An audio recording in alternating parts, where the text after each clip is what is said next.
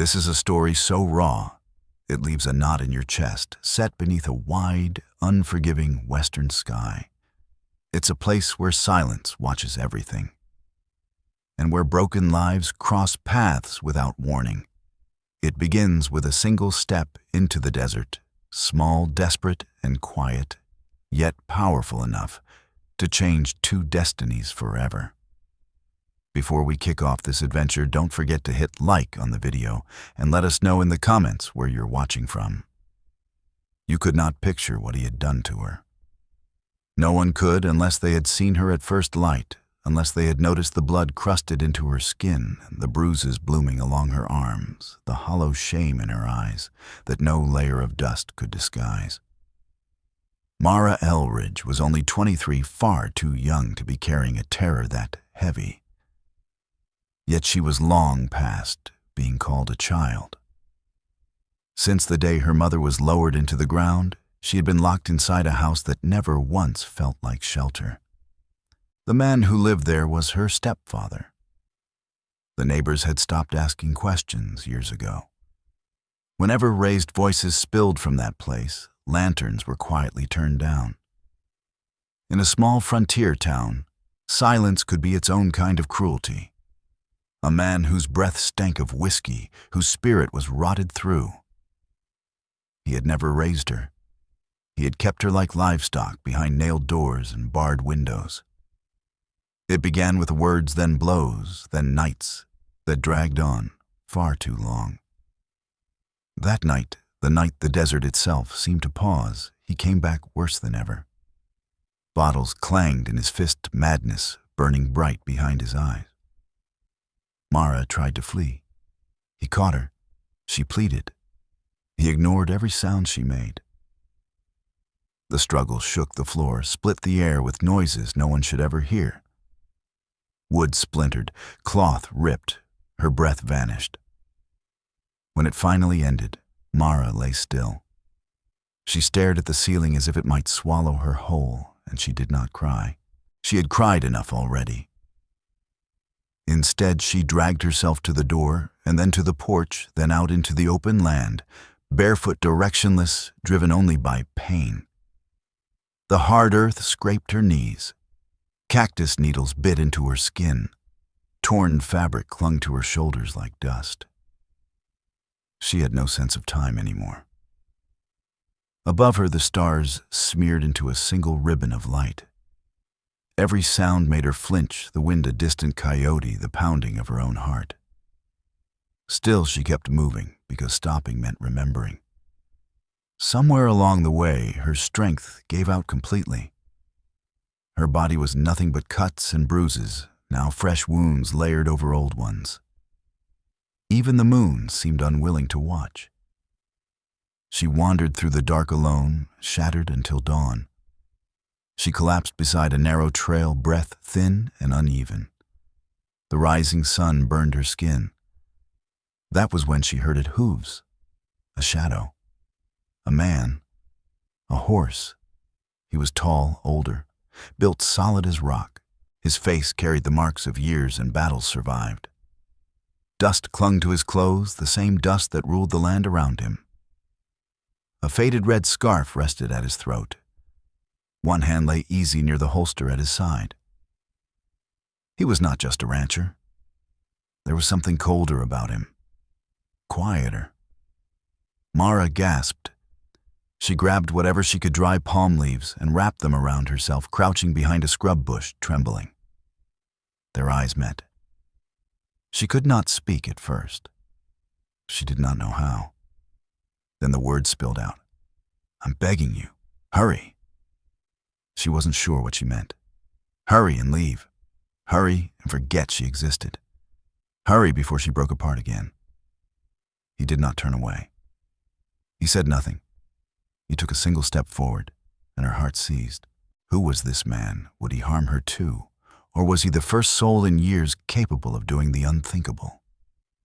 Not with violence, but with mercy in a land where monsters wore familiar faces. Could a stranger be the last safe thing left?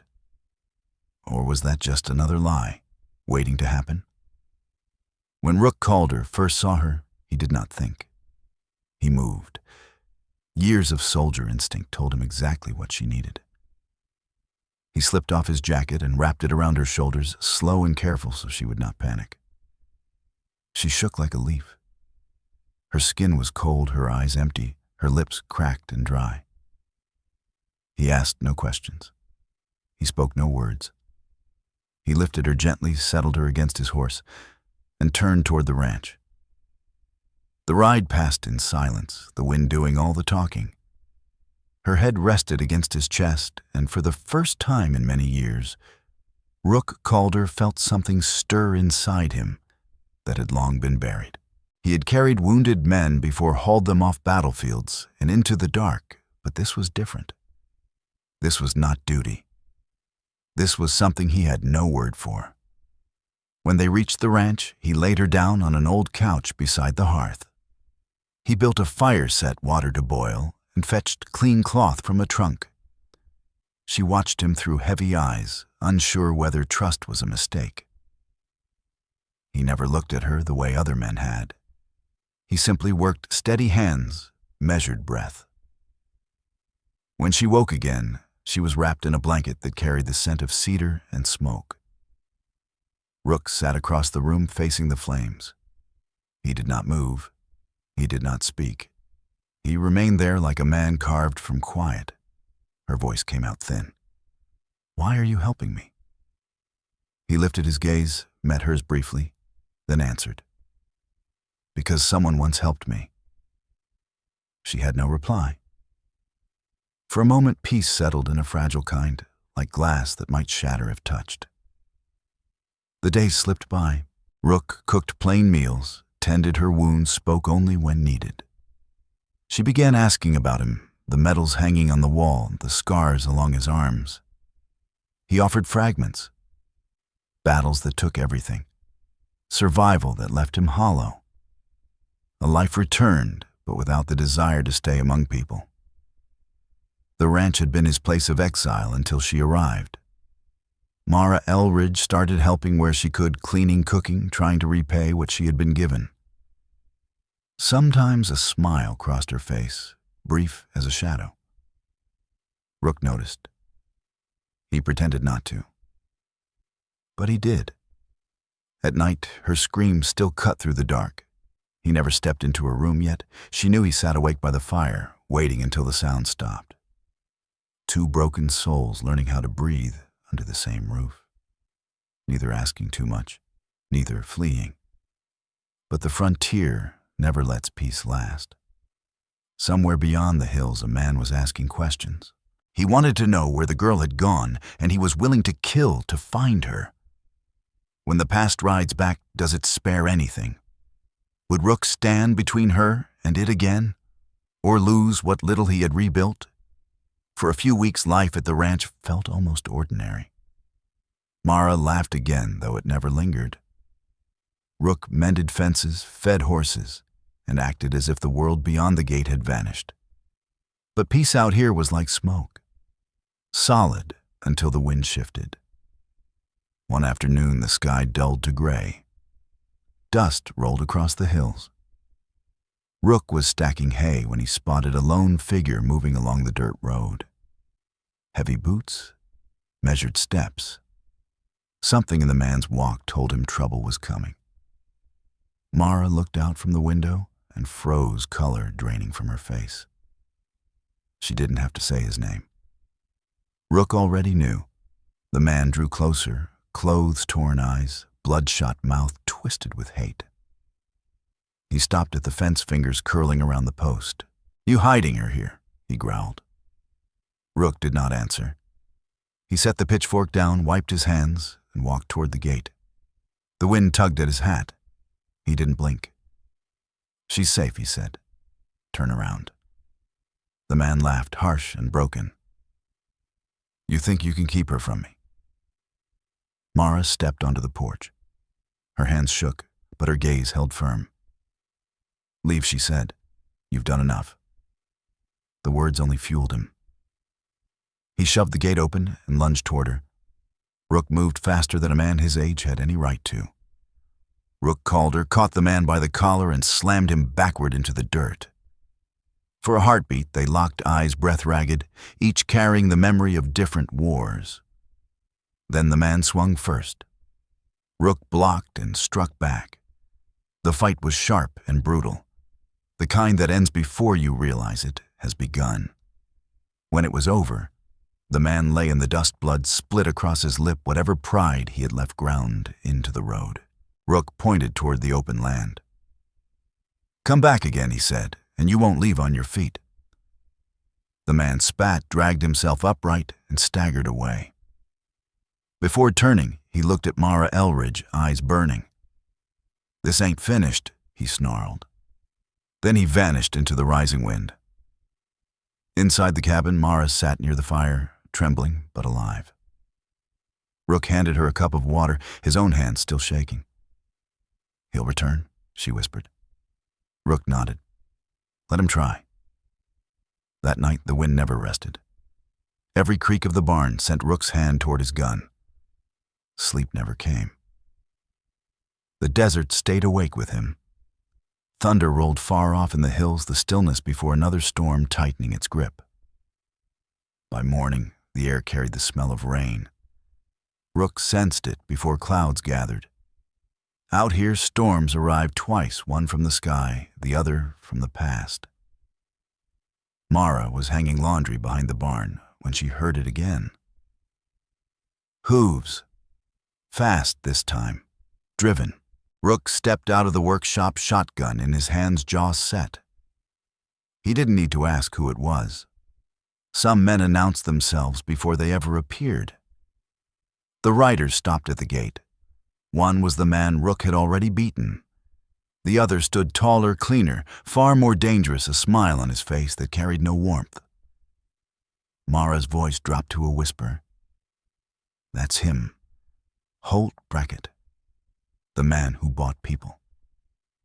Something dark tightened in Rook's chest, not fear but anger. The man in the hat tipped his head and called out, "Hand her over, old man. You'll be gone before sunset." Rook lifted the shotgun. Not a chance. The smile widened. Didn't think so. Then everything broke loose. The first shot ripped through the air. Wood splintered from the barn wall. Mara dropped behind the trough and grabbed the small rifle Rook had shown her how to use. Her hands shook, but her aim held. Rook moved like the soldier he had once been, firing once then again. One horse bolted. Brackett dove for cover. Vernon Elridge crawled toward the fence, cursing through clenched teeth. Smoke shouting gunfire, the air burned with powder. "Mara, right side," she called. Rook turned just in time. Brackett rushed him with a knife. Rook blocked with the stock of his gun and swung hard. Brackett stumbled back, stunned. Vernon froze, hands raised, shaking. Mara stepped forward, rifle steady, her eyes cold now. "It's over," she said. She kept the barrel trained on them while Rook took rope, bound their hands, and marched them to the fence. By the time Sheriff Amos Keene arrived, the storm had broken. Rain washed blood and dust into the earth. Two men stood in cuffs, heads lowered, finally silent. The sheriff studied Rook for a moment. "You did right." Rook nodded his gaze on Mara.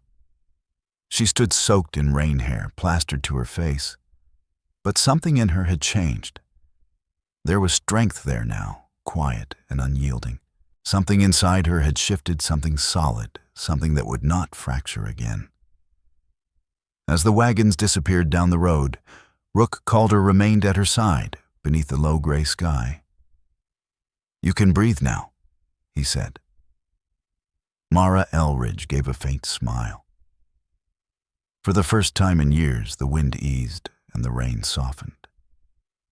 And for the first time in a long while, the ranch felt like a place that could be called home, though peace never holds for long in country like this.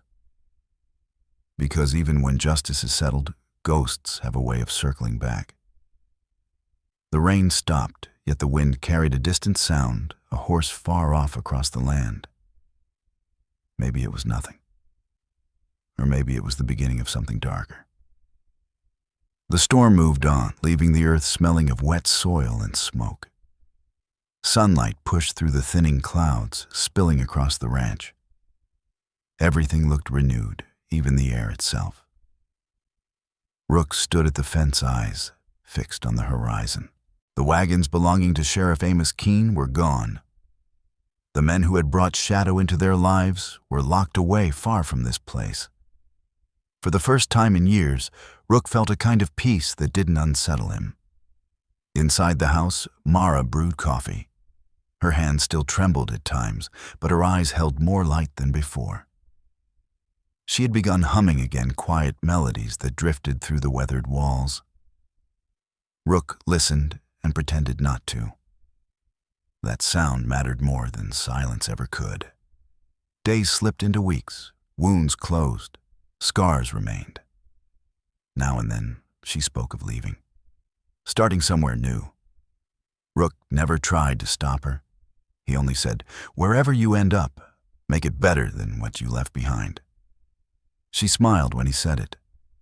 It was the kind of smile born from pain, mixed with gratitude, the kind that says, "I survived." Rook began repairing the roof, one board at a time. Mara planted flowers beside the barn, small white ones. He teased her, said the desert would swallow them within a week. She shrugged. "Maybe. I'll plant more." That became their way of living. He built things that might one day fail. She grew things that might not last. Both understood that trying was what kept a person human. One evening, they sat on the porch and watched the sun sink into the land.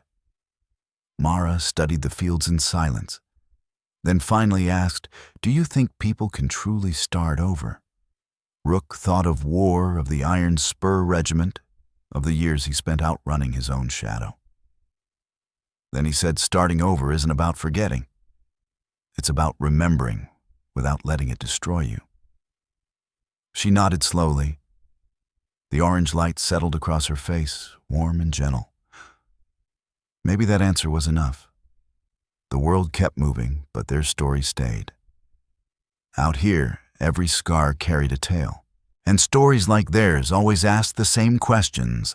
How far can someone run before choosing to stop? What would you forgive just to breathe freely again? Perhaps the lesson was simple, that no matter how broken life becomes, someone can still walk beside you through the wreckage. Not to repair it, only to make sure you keep going. As the final light faded, Mara whispered, "Thank you, Rook." He didn't reply. He only smiled, lifting his hat slightly toward the open sky. Some truths never need to be spoken when two hearts already understand them. And perhaps that was what this story had always been, not a tale rooted in pain, but one about peace arriving when it was least expected. The dust had settled, the storm had passed, and the land exhaled. Peace, it seemed, was not something waiting to be found. It was something shaped slowly day after day by worn hands and a weary spirit. Out here, beneath an endless sky, even what had been broken could still take root and grow. The world did not stop turning. Somewhere beyond the horizon, other lives carried on, other paths unfolded. This one, however, remained a quiet reminder that endings were rarely final. Sometimes a new dawn brought more than light. Sometimes it brought the chance to begin again. Finally, let me send my deep thanks to you. We appreciate you more than you think. If this tale stirred something deep inside, we invite you to remain part of this frontier of memories. More true stories of honor, compassion, and destiny are waiting for you here. Subscribe, share, comment, and thank you for writing with us today. Aviso legal, barra disclaimer. Our content is designed for artistic and entertainment purposes and may reinterpret historical themes using fictional touches. We apply AI tools thoughtfully only to support production, while keeping human supervision over editing, emotional tone, and narrative coherence. We always comply with regulatory guidelines for AI-based media and avoid deepfake practices or identity manipulation. All supporting components remain legally sourced. Please ask for authorization before sharing or adapting any segment. Your respect makes it possible for us to continue telling meaningful stories.